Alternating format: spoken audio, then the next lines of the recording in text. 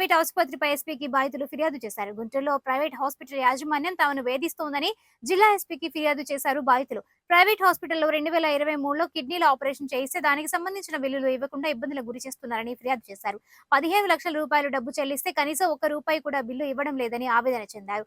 బిల్లులు ఇస్తే తాముకు ముఖ్యమంత్రి సహాయ నిధికి అర్జీ పెట్టుకుంటామని అంటున్నారు బాధితులు. ట్యాక్స్లు ఎగ్గొట్టడానికి హాస్పిటల్ యాజమాన్యం బిల్లులు ఇవ్వడం లేదని, అడిగితే దాడులకు దిగి బెదిరిస్తున్నారని ఆరోపిస్తున్నారు బాధితులు. బిల్లులు అడగడానికి వెళ్తే సిబ్బందితో దాడి చేయిస్తున్నారని ఆవేదన చెందారు. ఎడ్లపల్లి సునీత అండి. గత 8 సంవత్సరాలుగా మా అమ్మగారు కిడ్నీ చెడిపోయి బాధపడుతున్నారు. 2 కిడ్నీలు చెడిపోయినాయి. డయాలసిస్ చేయించుకుంటా ఉన్నారు. ఇంకా డయాలసిస్ చేయించుకునే స్టేజ్ కూడా దాటిపోయింది. కరోనా టైంలో కూడా చాలా ఇబ్బంది పడ్డాం. మా కుటుంబం, అన్న, నేను, మా పిల్లలు అందరూ. ఇంకా బాధ మేము భరించలేక మా అమ్మగారు కిడ్నీ మార్చుకోవాలని డోనర్ కోసం చూస్తే ఎక్కడ డోనర్ మాకు దొరకలేదు.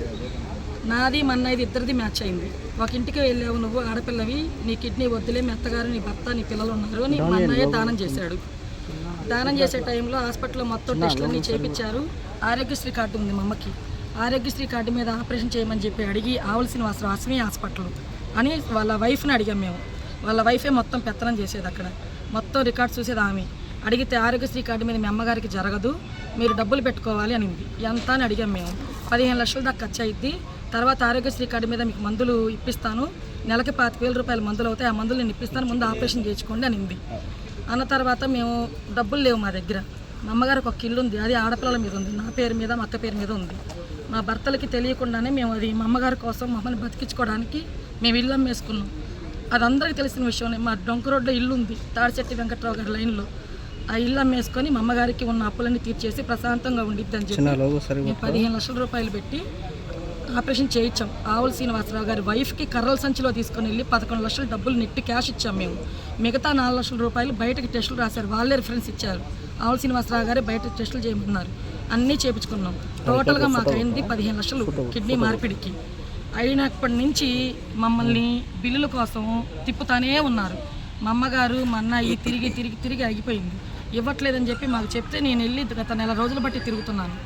1 రోజులు బట్టి బిల్లులు ఇవ్వకుండా ఇప్పుడు ఇస్తాం, అప్పుడు ఇస్తాం, ఈ లేవు అని చెప్పి మమ్మల్ని అక్కడ హాస్పిటల్ నుంచి బయటికి పంపించి డొంక రోడ్లో సైకిల్ స్టాండ్ అని రవణయ్య అనే అతని చేత మాకు అసలు మాకు ఫోన్లు చేపించి ఆయన మాట్లాడిన రికార్డు కూడా మా దగ్గర ఉంది.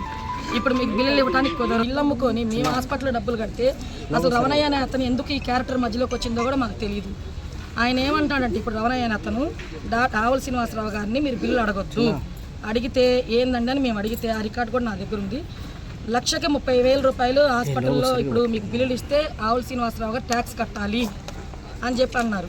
మాకు ఏ గత్యంతరం లేక ఈయన ఎందుకు చేస్తున్నాడో మేము నజీర్ గారిని మేము అసలు గ్రీవెన్స్కి వెళ్ళాం. ఇచ్చిన కాగితాలు ఎటువంటి బిల్లు లేదమ్మా, హాస్పిటల్ బిల్లు మొత్తం తీసుకొచ్చుకోండి, సీఎం ఫండ్ రిలీఫ్ కూడా ఇస్తాము, మీకు పెన్షన్ కూడా వచ్చింది మీ మదర్కి అని చెప్పి చెప్పారు.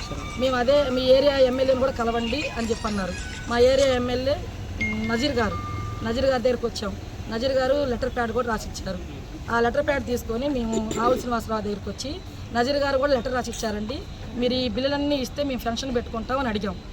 మేము నజీర్ గారు లెటర్ రాసిచ్చామన్నాం కానీ వాళ్ళు ఇప్పుడు ఏమన్నారు, వాళ్ళ ఆవిడ అడ్డం తిరిగి మాకు బిల్లులు ఇవ్వకపోగా మీరెవరో నజీర్ గారి దగ్గర ఉన్న మనిషిని తీసుకొచ్చారు, పిఎని తీసుకొచ్చారు, గన్మ్యాన్లు తీసుకొచ్చారు, అసలు వాడిని తీసుకొస్తేనే వాడు వీడని, వాడిని తీసుకొస్తేనే నేనేమైనా చేస్తాను అని చెప్పి వాళ్ళ ఆయన్ని సైడ్ చేసి ఇన్వాల్వ్మెంట్ చేసుకొని ఏమి ఇష్టం వచ్చినట్టు మీ జేబులు మీరు అడగగానే జేబుల్లో పెట్టుకొని ఉంటామా. అసలు ఆవుల శ్రీనివాసరావు గారు ఏం మాట్లాడలేదు. వాళ్ళ ఆవిడ ఇష్టం వచ్చినట్టు బూతులు తిట్టింది.